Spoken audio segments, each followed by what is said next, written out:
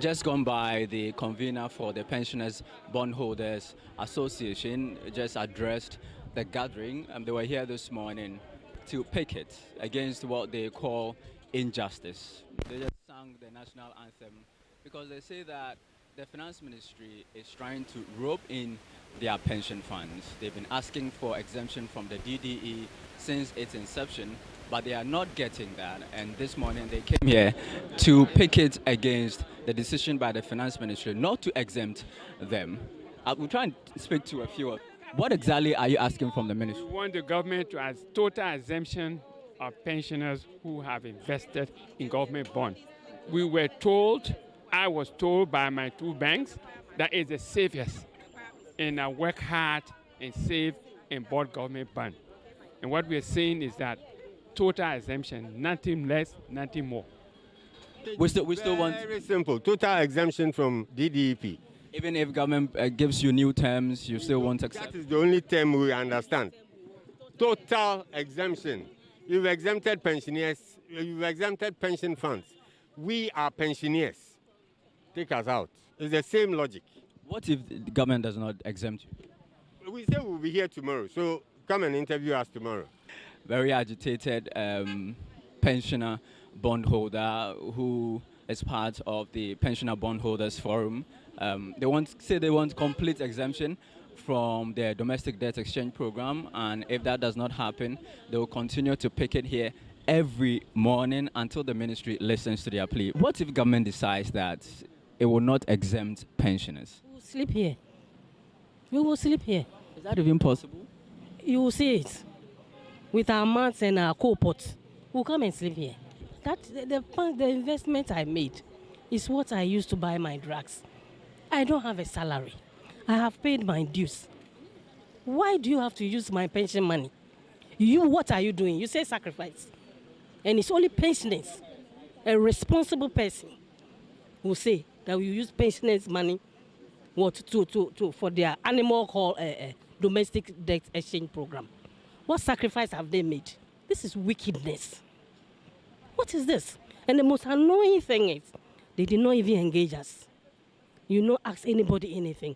My own money, the money that you have used, whatever they used it for, only God knows. So in your shot is the finance ministry who has just come down from his office to personally meet the pensioner bondholders. He's trying to engage them one after the other. The pensioners actually dispersed, and the minister ordered for them to be brought back so that he can personally have a word with him. And so now we'll listen to what the minister has to say. The challenge that we have, as you all know, is that we need by the end of March or middle March to have concluded with our IMF program. This is an important part of that program for us, the debt exchange. And then we had various issues. We have therefore in this period engaged the banks and financial institutions. And I think we've come a long way in which we expect a full tendering tomorrow when the tender closes. Then we also had engagements of individual bondholders, including yourselves. And Dr. Duanani really represented you guys extremely well, because we were at a 0% interest, in which it was a 12-year, 15-year bond, okay? So he articulated your specific issues, and we reduced it from 12, 15 years to 5 years, okay, so that accommodating that. Even though we know that over a third of you have bonds that are beyond the 5 years, as we sit today, 12 years and up. So we brought it to the 5 years, okay? Then we looked at it and said, look, on average, to be honest with everybody and everybody knowing the numbers, the return on your bonds, it's about 18.5% on average, okay? So looking at all of the categories, we say, well, these are retirees.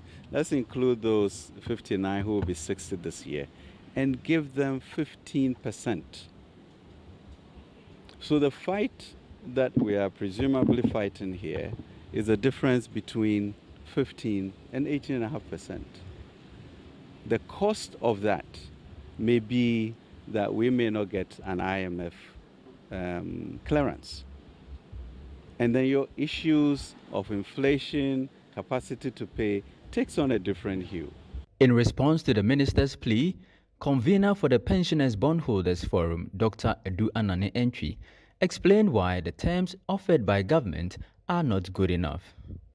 If you have 30% on your as coupon, you are now going to get 15. So half of your income is gone. If you are on 25, you are going to get 15. And almost about 40% or 45% of your income is gone. That is how it is. People who are on 20 will be losing about 5% because it's giving you 15 now. Nobody is gaining anything. Everybody is losing. Even people who are on the lowest. The whole forum, we will send this to the forum. This is what the minister has said. And I believe whatever the forum says will be what we are taking up. The fourth deadline for the Domestic Debt Exchange Program expires tomorrow, February 7. And earlier today, the Individual Bondholders Association of Ghana released a statement essentially accusing the finance minister of reneging on his promise to honor the old bonds. Martin Kwebu is lawyer for the group. Just about 8 days ago, on the 30th of January, Mr. Ken Ofori-Atta, Minister for Finance, publicly confirmed his earlier promise to us that existing bonds will be honored. Charles, that's the word, existing bonds will be honored. And it's coming from the Minister for Finance. So from 30th January, and then just on the Friday 3rd February, then the minister makes a U-turn, doesn't even address us, doesn't issue a statement. So the second amendment looked like it was faked.